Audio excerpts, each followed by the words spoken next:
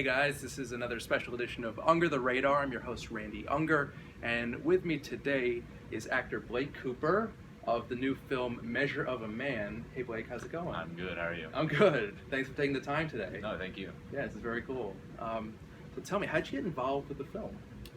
So I actually, I think I was about 12 when I first auditioned for this movie, and I was about 2 years younger than what the role called for.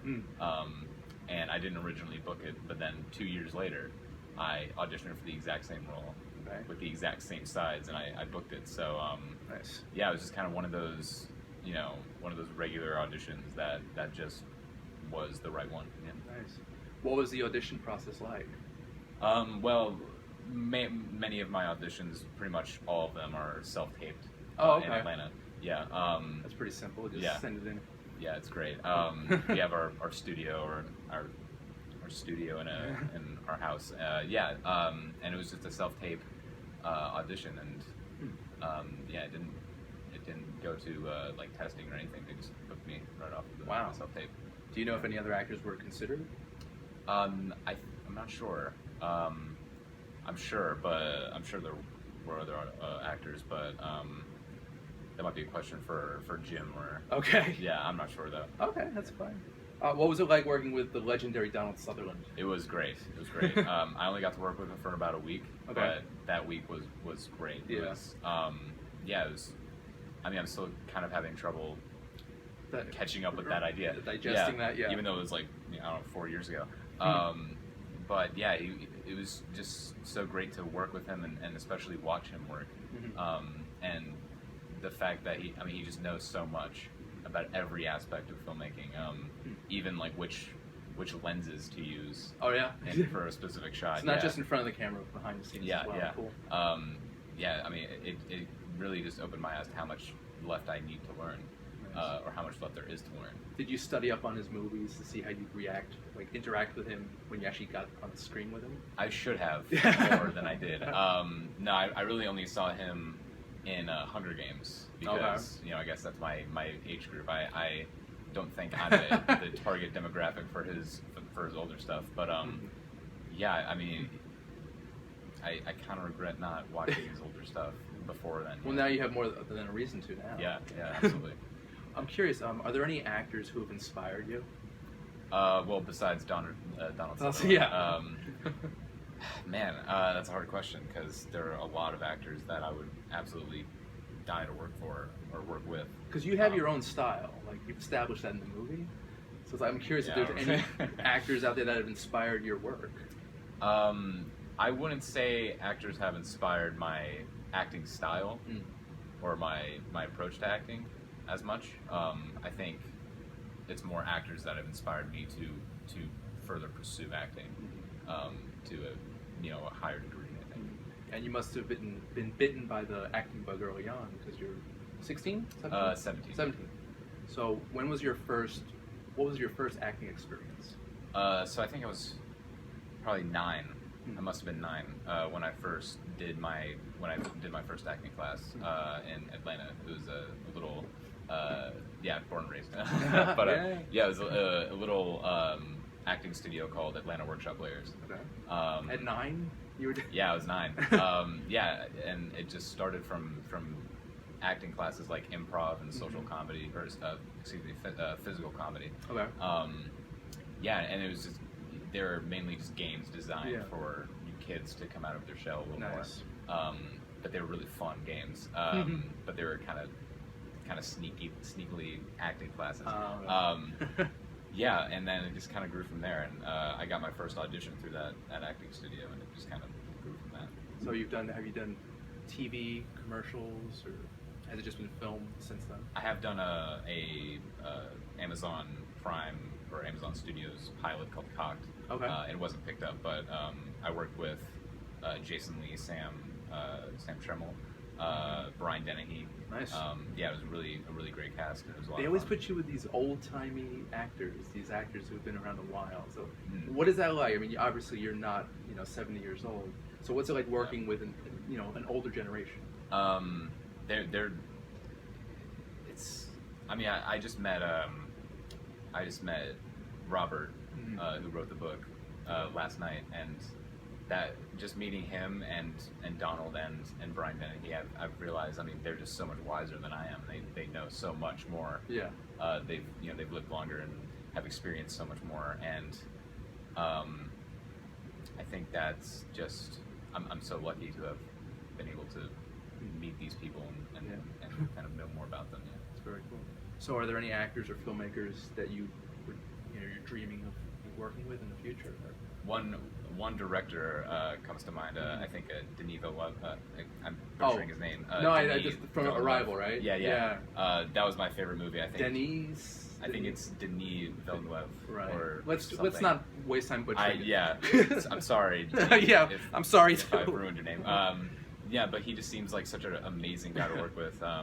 Also, Guillermo del Toro, of course, would be amazing. Would be awesome to work with. But I mean, Arrival. I think that was 2016, right? That was definitely my favorite movie of the year. Nice. And still probably my favorite movie. One of my favorite movies ever. Are you a big sci-fi buff? If it's good, I think if it's really good sci-fi. Yeah. Everyone loves good sci-fi. I mean, like, I'm a total lover of Interstellar. I love that movie. Mm-hmm. And yeah, Arrival. It's a very interesting sci-fi. It's very different. We're not here to talk about sci-fi. That's true. That's true. Measure of a Man, please. I'm sorry. I kind of put us on that. Yeah, it's okay. It's okay. No, when it comes to sci-fi, I could talk for hours. Oh, so, yeah. So what, aside from Donald, what was it like working with this incredible cast? It was great. Yeah. It's really. Yeah, it's kind of hard to. It's still hard to wrap my mind around it. And it's hard to believe that I was kind of the prism that the audience sees this movie from. Yeah. Because with this movie, every character has, I think, an almost equal amount of spotlight. Mm-hmm. And I think the whole cast just did such a great job with making each character feel unique and fleshed out. Mm-hmm. And even besides that, it was just so fun to work with Luke and Judy and Liana, Danielle, just a great cast. Now you're the main focus of the movie. The whole world of this movie revolves around you. What was it like having that responsibility? It didn't. Again, it's hard. It didn't really sink in when I was on set. It was, I was there every day. I was in every scene,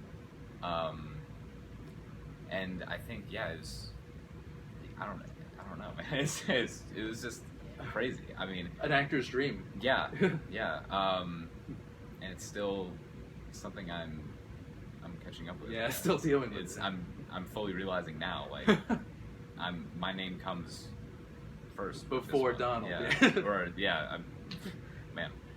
But deservedly so. You did a great job. Thank you very much. Now I'm curious. Were there any challenges you faced on set? Let me think about that. No, nothing comes to mind. I mean, it was pretty smooth set. Yeah, it was. I think the only challenge was really we didn't have a lot of time. It was a very short shoot. Well, I think there have been shorter shoots for sure, but I think it was about 22 days, I believe. So it was a pretty short amount of time, and that was from me coming from The Maze Runner, which was almost a 3-month shoot. Oh, wow. So we had a lot of time with that one and a much bigger budget. Very different movies. Yeah, very different experience. But but even with the smaller budget and the shorter time frame, it went very well, I think. Okay. Yeah. What was it like on set? Did you hang out with the cast and crew when the cameras weren't rolling? Was it a very loose set? Yeah, I think everyone was super busy trying to set up for the next shot or get everything ready because of the short amount of time. But it was I think it was a decently small crew, and I think everyone knew each other pretty well, pretty quickly. Yeah. And yeah, I mean, I always love hanging out with the cast and the crew on every shoot I do. And everyone was awesome. Did you click with anyone in particular, like more than the others, or do you have like a little crew? I think me and Danielle have stayed pretty good friends. Okay. After the shoot, and we've spent time together after wrapping. So nice, good. I'd say probably with her, but I think every project I do, I think we all kind of leave the project on a good note. We're all good friends. Yeah. It seemed that way. Like watching the movie, like these people, like they're not just acting. They seem like they're really getting along. Yeah. So, I'm curious though. What do you hope audiences take away from the film? Yeah, I think just, especially today where everything is, there's a lot of bullying today. I mean, it's in many different areas of society, I think, and it's become a lot harder to spot. Right. But it's not just bullying. It's definitely not just bullying. It's empathy. It's understanding or trying to understand other people's point of view and where other people come from. Because every character in this movie, you really feel like there's a lot more going on than meets the eye. And I think that's really important to take note of, because everyone has their own lives, not the whole world doesn't revolve around just us. Everyone's got their own thing going on, and I think that also, I think that's probably the biggest thing, and it also kind of wraps around bullying too, is that idea of empathy and understanding of other people and where they come from. That and taking responsibility. Like you get this job with Donald Sutherland, hard labor for $2 an hour. So I think it sends young actors, kids out there who have never worked before. It gives them an idea like this world is tough. You gotta take responsibility sometimes, and that's what it takes to be an adult. Yeah. So not everything is as easy as being a kid. Yeah. And, being in school and then coming home and watching TV. Right. It's more than that. Yeah. And your character really learned that at a young age, and that's great. Yeah. So you're slimmed down now. Like, thank you. Yeah. Thanks for noticing. What was it like being on set? Not kind of not thin. Overweight. Yeah. Yeah. Was it well, awkward? Was it uncomfortable? No, I didn't ever feel like I was. I didn't feel like I uncomfortable at all. I mean I've been overweight since I was maybe in like kindergarten. Okay. So it's been a long time. And You look great now, though. Thank you. Yeah. Thank you very much. No, you don't look bad either on the screen. Thank you. Thank you. Yeah. I mean, yeah, it's not about looking good or bad. It's right. just about that's me. That was me. And I at one point I'm just like, you know what, I kind of want to get in better shape. Okay. I'm kind of tired of being overweight and not being strong or being able to run far distances without getting out of breath. But I think it's every person is different, and every person has their own image of themselves, and I've never really felt like I was ever singled out or shamed for my weight. Right. Yeah. Now, are there any actors out there that you wanted to work with? I think you mentioned the directors, but what actors do you want to co-star with? I mean, again, there's a lot. There's a lot of them. I'll try to stay away from the big names because that's everyone's pick. Well, you're a big name now, so. Am I? Yeah. Really? What? Getting there. Getting there. Yeah. Yeah. I think I've already said on multiple interviews that I'd really like to work with J.K. Simmons, who I met briefly at the red carpet for The Late Bloomer, and he was. I mean, I didn't talk to him for very long, but he seems like a really awesome guy, and he's so good. Whiplash and oh my god, now Counterpart. I mean, he's just so good. Spider-Man. Parker, give me those photos of Spider-Man. I'm really bad at that. No, that was decent. That was decent. Thank you. No, yeah, but he's great. I could definitely see him playing your father. Your guys are in a trailer park. You're struggling. Yeah. And, something like that. Yeah, that'd be good. Yeah. Would you want to write that? Sure. Yeah, I'm in the middle of it now. All right. In my head. Yeah, so you've heard it here first. We have a new project, me and J.K. Simmons. Yes. Yeah. Love it. Awesome. Now, do you have any advice? You're young, so do you have advice for aspiring young actors out there? What words of wisdom do you have? It's kind of hard to give advice to aspiring actors because it's such a such a tough business, and it does have a lot to do with being in the right place at the right time, and a lot of patience, and I think that's the main thing. Is, you know, I've gone through times where I've doubted myself, and I'd questioned whether or not I would work again, and just gone through, you know, a long time of just not getting auditions and stuff like that. But you know, everything happens for a reason, and every audition is for a very specific person. Everyone has, again, with casting directors and you know, producers and directors, they have their vision, and it all depends on if you fit their vision or not. But all in all, it's just never doubt yourself, and never lose patience. Patience is very important. Yeah. Awesome.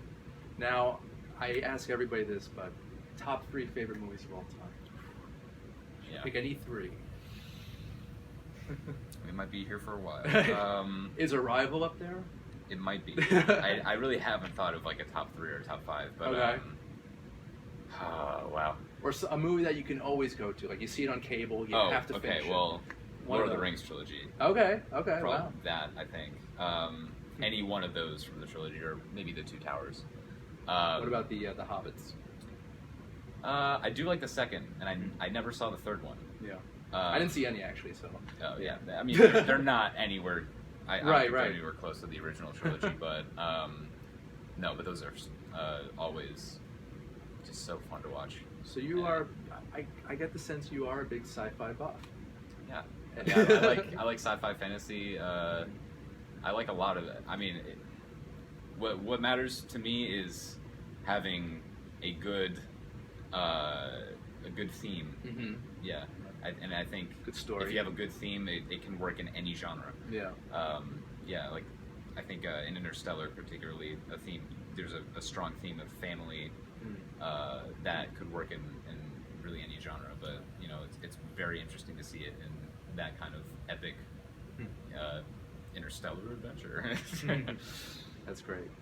Well, I want to thank you so much for your time today. Thank you so much for having me. It's been amazing. Blake Cooper. The movie is Measure of a Man, and it opens May 11th in select theaters nationwide in New York and Los Angeles. Check it out, guys.